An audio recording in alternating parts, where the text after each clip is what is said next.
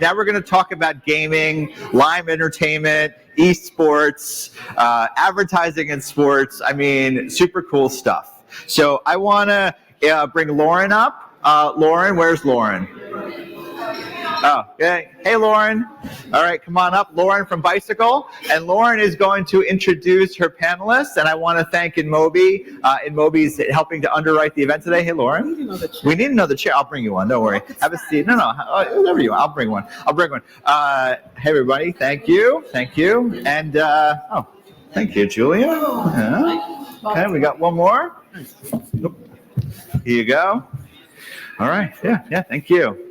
Are we ready? I don't know. Are you ready? Are we ready? I feel like we need to do some jumping jacks or something.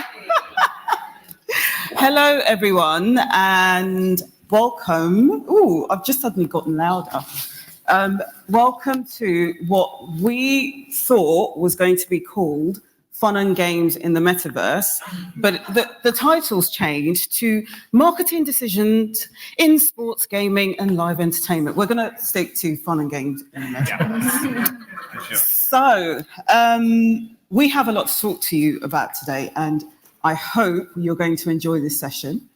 We are going to touch on the buzzword that is the Metaverse, and I'm really excited to hear what Phil's got to say, because in our pre-call, he went in, so. Not in a good way. We might be here for a while. No, I think they're ready for it, mate. I think I know as little as everyone else. He means to say You're very modest. So I'm going to start by introducing myself. I'm Lauren Ogúndèkó. I am Chief Digital Officer and co-founder at a newly formed media experience agency called Bicycle. And to my right, we have Ellie Abbott, who is Senior Digital Marketing Manager at Deliveroo. Mm-hmm. If you don't know what Deliveroo is, I don't know what to tell you, but it's an online food delivery company. And then we've got Phil Gale, who is Mayor Head of Agency Development at inMobi, who are sponsoring the session as well. Yep. It's a mobile advertising tech company. Check it out.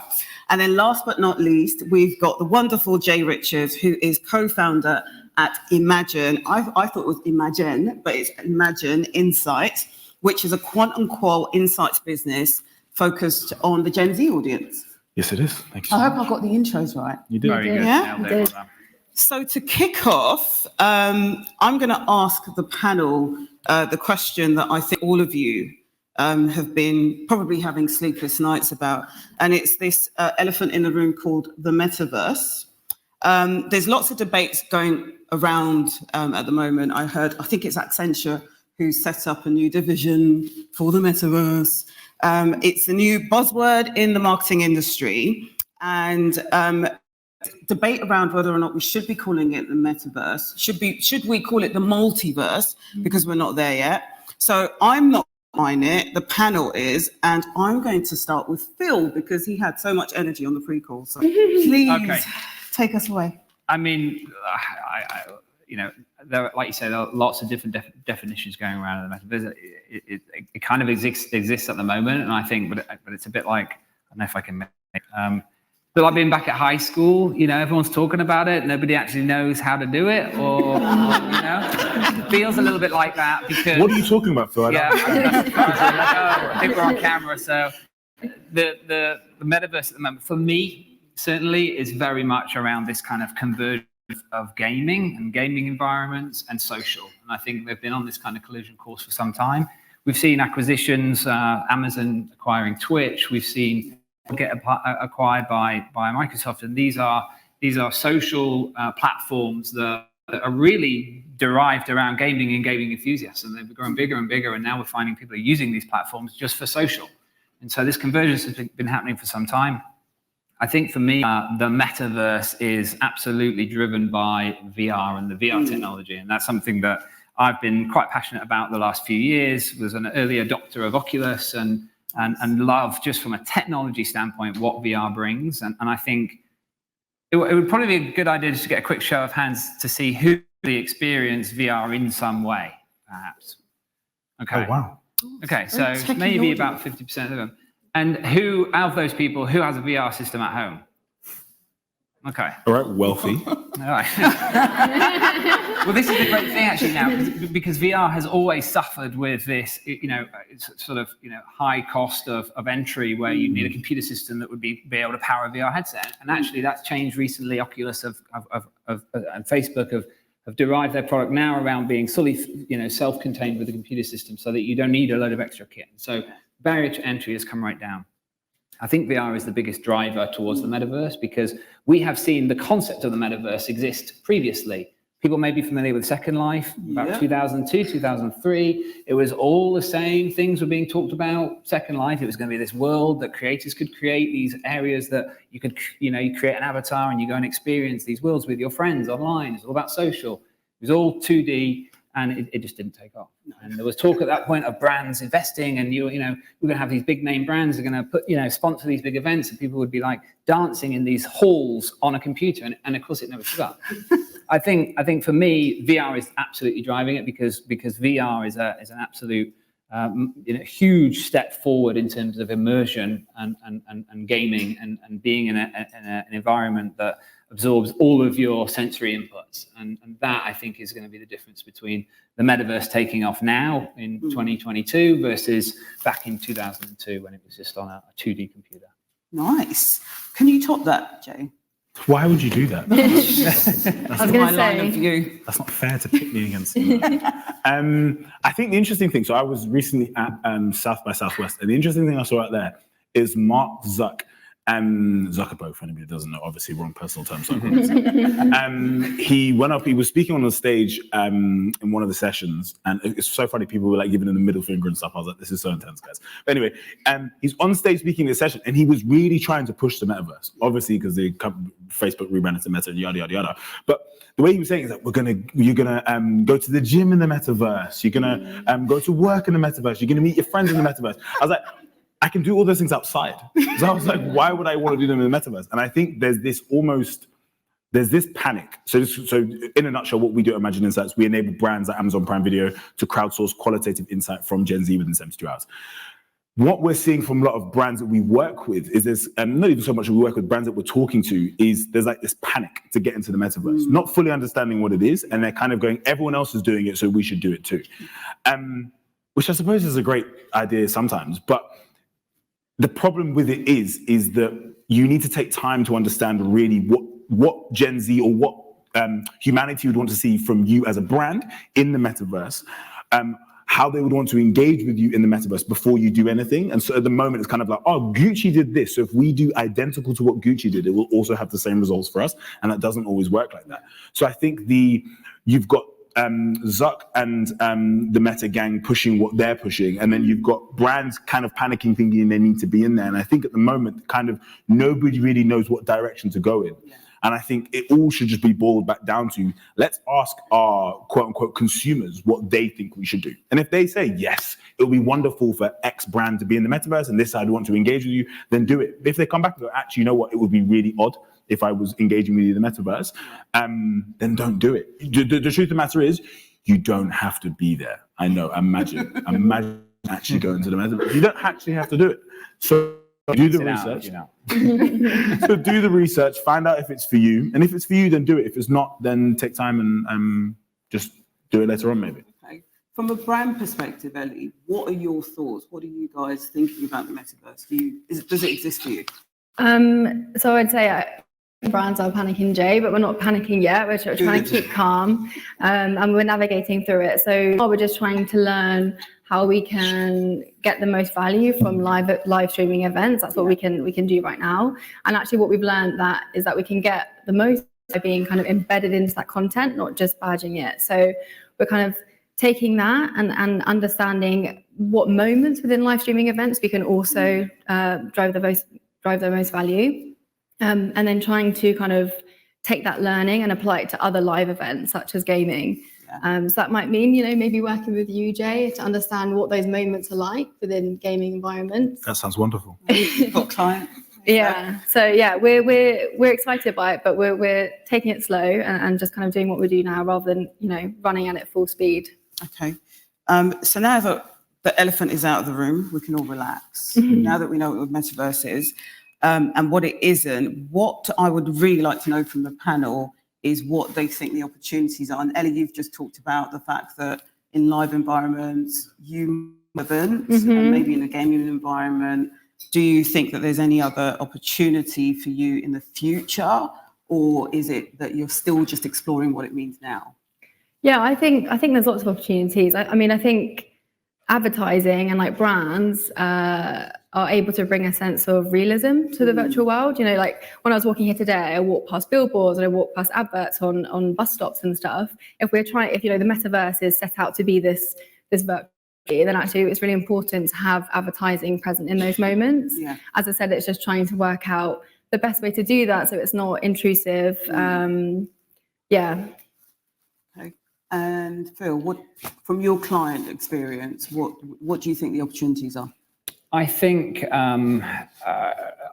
it's all about experiential play within the metaverse. I think it's all going to be based around fun, because I don't see a world where we're all going to work in the metaverse. I find that a little bit of a stretch. I feel like the metaverse is going to be something that you come home after work, you want to kill a few hours, and you're going to meet some of your friends online, right? And you're going to do something fun, and there's a whole bunch of different worlds, and there's games you can play in each world, and what have you. Everything is based around experience and fun. And so I think the opportunities for brands are absolutely need to be intertwined with that. If you imagine a virtual world, it's easy to say, well, okay, we can do what we do in the normal world, right? We have out of home advertising. Let's just take that into the metaverse, right? If you have an area where loads of people come every evening and hang with their mates, we can put some posters on the wall. Great. That is not really taking advantage, I think, of what brands could do in the metaverse.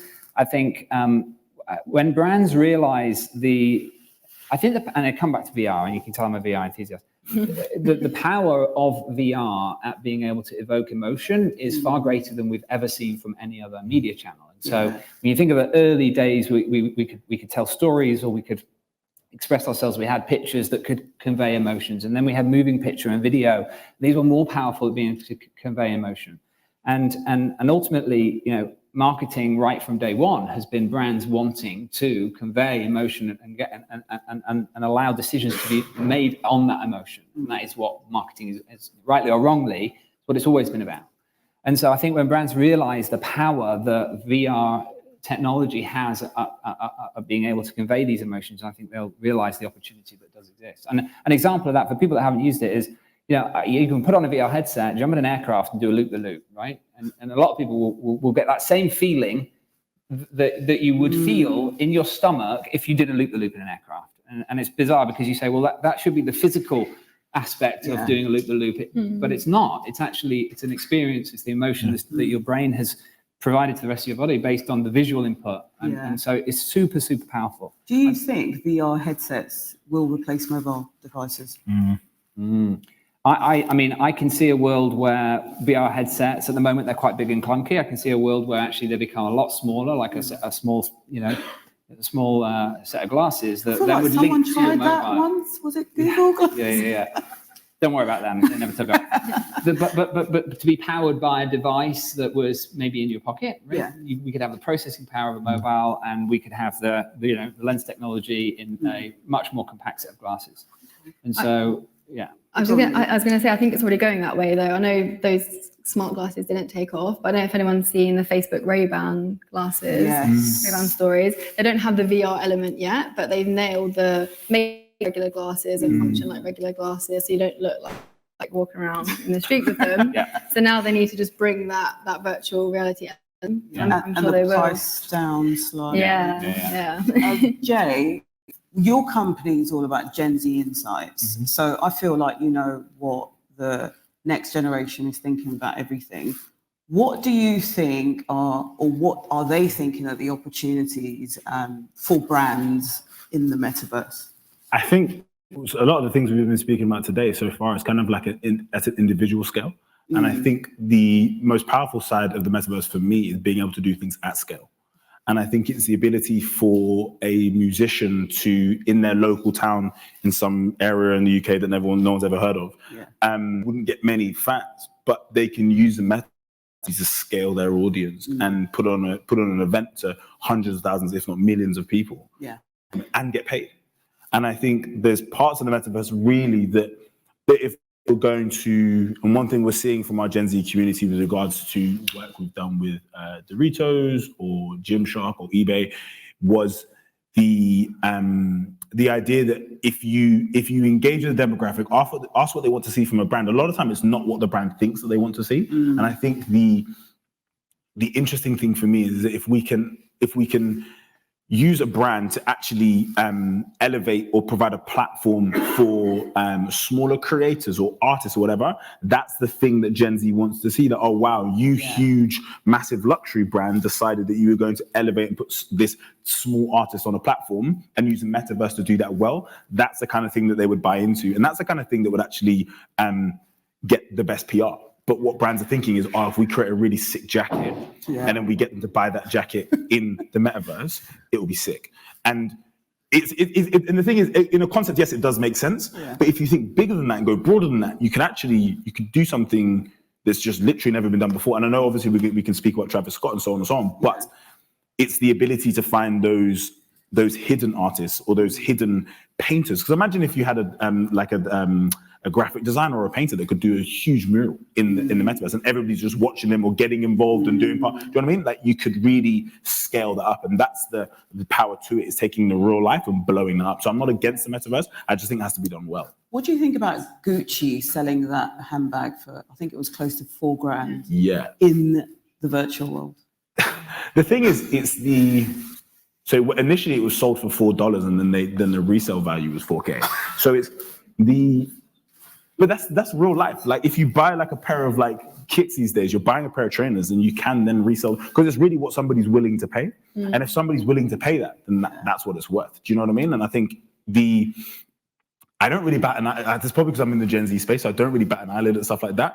I think the problem is that could just be like a one-off, like, we just did that and it went on and sold them for 4K, and which is for 4K, and it was a great like PR piece. But I don't really see the longevity of that. The longevity I see is actually the broader play, not just the finite in the moment type stuff. Okay, I'm going to flip the script a little bit and talk about risks. We are at a brand safety summit, so we need to talk about brand safety. In, for example, gaming environments, it's really tricky to govern what's going on. And we've evolved from those probably shitty little banner ads that we used to have back in the day to, sorry, bleep that out, to more sophisticated billboard ads and more immersive ads. I want to ask you what sort of risks you think exist if somebody's playing GTA or Call of Duty, there's a lot of blood or a lot of stuff going on. They might be hungry. Should a food brand advertise in that space, even though it's relevant, but is it safe? So I'm going to ask you, Ellie, because you're a food brand. Yeah, that's a tricky one. I don't know if we're there yet in making that call. The unpredictability of like how our customers will take that is an unknown, and I think it's maybe a territory that we wouldn't step into just yet. It's kind of finding the balance as a brand between like being innovative and taking those risks, and then paying the price for those risks. Maybe not the answer you're after. No. That's a good answer. That would be our approach. Thank you. Phil, anything to add to that? I think to an extent that can be controlled if you're talking about, that in your example with GTA, right? Yeah. I think the biggest risk actually comes from the same challenges that we have on social media networks, right? If we look at the metaverse as a virtual social media platform where you're actually in the world rather than just tapping away on the keyboard or your mobile phone, I think you get all of those inherent risks of toxic cultures and people warriors where in the school they're really quiet, and then they go back home and they're this troll on social media because nobody believes them, right? And so I think we're gonna get a lot of that in metaverse as well. And the problem with it is that, as we talked about, everything's heightened. The whole central visual input is heightened. It's way worse. Reading a message that you got on Twitter from a troll is obviously quite depressing. But being in an environment where someone stood in front of you sort of pointing fingers and shouting is more depressing. Yes. More scary. And we've seen examples even in Facebook's their platform back in November last year. So Facebook seeing their virtual world. And, there was a complaint of harassment where a female said that she was sort of essentially sexually harassed in the metaverse, right? And so as far as that could be, but she was stressed by it, and it raised a real red flag that, of course, it's a community controlled or not controlled, but it's a community environment where it's very difficult to control. Yeah, thank you for that. Jay, do you have anything to add to that? Yes, the one thing I'm encouraged by, so we have a community of 23,000 Gen Z globally, plug, and in 111 countries, so ask me questions. And one thing I love about Gen Z is that they police each other. Yeah. And I think it's the one thing you see on TikTok is if somebody is going out and being wild in the comments, you will see other people who aren't the creator themselves policing that person. Yeah. And we actually did some interesting work with Ofcom, nearly forgot the name of the thing then, where we were looking at around this concept of actually what do Gen Z think with regards to online safety from that aspect. And I think the great thing about the metaverse is there's going to be a lot of Gen Z in there because gaming is just their life. You will see a lot of them. Oh God, I can see him. Oh yeah, I was going to say quick before Rob comes. I'm not even scared. Quick. What you'll see is a lot of Gen Z policing each other, because that's just the way they've been brought up, and hence the reason why the way they see diversity and the way they see the world is just completely different, even to millennials ourselves. And I think the great thing is for them that they will say, actually, you know what, this isn't cool, and they will report that themselves. And I think if you can allow that to happen as a brand, there's a risk to it, but there's a risk to everything. And I think as long as you do all you can to mitigate it on your side, you have to just trust that the community that you're engaging with will actually back you up. And So before Rob kicks us off the stage, very quickly in like 10 seconds, can you all one by one give a quick takeaway to brands, advertisers, agencies who are thinking about the metaverse and thinking about live environments? What would you say is your advice for them? I'm going to go to you, Ellie, first. Yeah, sure. From a brand point of view, I'd say we've discussed the risks, but those risks aren't enough for us to completely shut the door on it. So we'll stay on our toes and keep our eye out for the opportunities as they come, and would encourage other brands to do the same. Awesome. I would say go out, buy a VR headset, go straight in and see what. I feel like you've got a brand that you want to plug. What's going on? You got some shares somewhere? What's going on? And just see what this world is about, right? And because it's not defined yet, nobody knows where it's going to end up. There's going to be more than one, and so getting out and experiencing it will help you understand where your brand wants to be in the future. And Jay, really quickly, do your research. Nice. Whether it's with us or with yourselves, do your research. But we're great at doing research. Thank you very much, everybody.